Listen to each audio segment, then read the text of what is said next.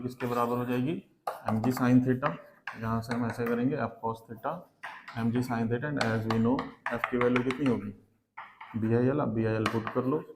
So B I L cos theta किसके लिए होगा, एम जी साइन थीटा, और यहाँ से बी की वैल्यू कितनी होगी, M G by I L ten theta. तो मैं यही कह रहा था कि क्वेश्चन में ऐसा कुछ नहीं है, आप इसको नॉर्मली सॉल्व करेंगे, ठीक है। तो आजकल वो एक टॉपिक है ना, ओपन बुक एग्जाम, आपने भी सुना होगा, इस पे खूब चर्चा चल रही है कि अब तो हम जो एग्जाम्स है वो बुक खोलेंगे, बुक खोल के देख के लिख लेंगे। देखो होता क्या है कि ये जो थीम है ओपन बुक एग्जाम, ये थीम पहले से ही फॉरेन कंट्रीज में फॉलो हो रही है, और उनका ये मतलब नहीं है कि जो हमने क्वेश्चन पूछा है आप बुक देखो वहां से और उसके आंसर्स लिख लो। जैसे क्या होता था कि व्हाट इज मोशन, है ना, तो हमारे जो एनसीईआरटी की सिंपल बुक है आप उसमें भी देखोगे तो मोशन को बहुत बोल्ड लेटर में लिखा हुआ है कि मोशन की ये डेफिनेशन है, वहां से हम उसको देख के लिख लेंगे। तो एक तो पेरेंट्स को भी समझना होगा इस बात को कि आप बच्चों को इस तरीके से ना समझाएं, या बच्चा इस चीज को देख के ये ना समझे कि अब तो ओपन बुक एग्जाम है, अब तो हमें पढ़ने की जरूरत ही नहीं है। बेसिकली इंडिया में ये चीज अब आने वाला है ना, देखते हैं इसको कि कब तक ये इम्प्लीमेंट हो रहा। तो हमें इसकी अवेयरनेस बहुत जरूरी है कि ओपन बुक एग्जाम का मतलब क्या है। कोई भी स्कीम अगर गवर्नमेंट लॉन्च कर रही है तो उसके पीछे उसका रीजन ये है कि हम उससे बेनिफिट उठाएं, है ना।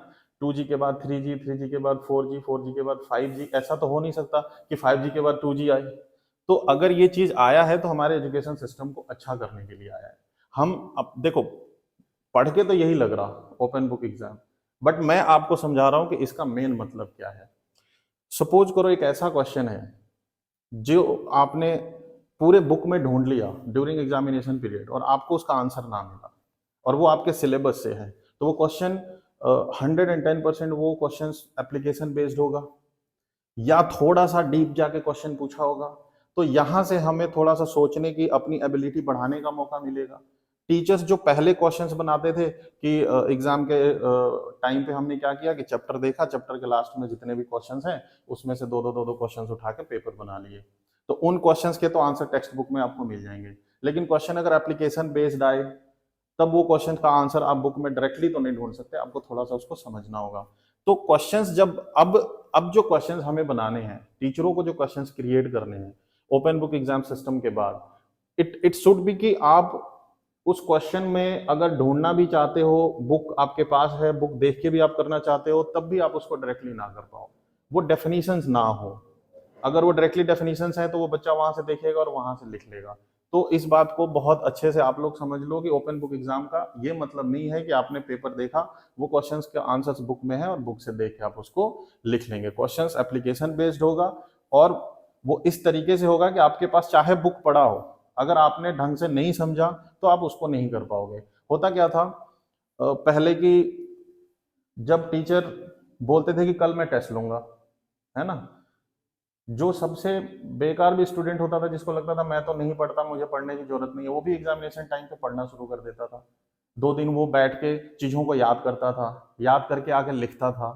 अब ओपन बुक एग्जाम, उस बच्चे को ये समझ आ जाए कि मुझे तो याद करने की जरूरत ही नहीं है। जो लास्ट 2 डेज में भी बच्चे प्रिपरेशन करते थे एग्जाम की, वो सीधा घर आएंगे, आराम से, कोई टेंशन नहीं है उनको, कल जाएंगे एग्जाम में, क्वेश्चन पेपर देखा, बुक अलाउ है, बुक को देखा, वहां से आंसर लिख लिया। तो आप ये एक्सपेक्ट ना करो कि क्वेश्चन इस तरीके से होगा कि आपने बुक खोला और बुक खोल के आंसर लिख लिया। तो इस चीज को टीचर्स थोड़ा सा आप हेल्प करें बच्चों को बताने के लिए कि ओपन बुक एग्जाम को दूसरे तरीके से स्टूडेंट्स ना लें कि अब हमें पढ़ने की जरूरत नहीं है, अब आपको ज्यादा पढ़ने की जरूरत है। अब जो चीजें हैं वो क्वेश्चंस जो भी होगा वो एप्लीकेशन बेस्ड होगा, आपको अपने समझ को इंक्रीज करना है और उसके अकॉर्डिंगली आंसर लिखना होगा। ठीक है, चलो नेक्स्ट डाउट कौन सा था।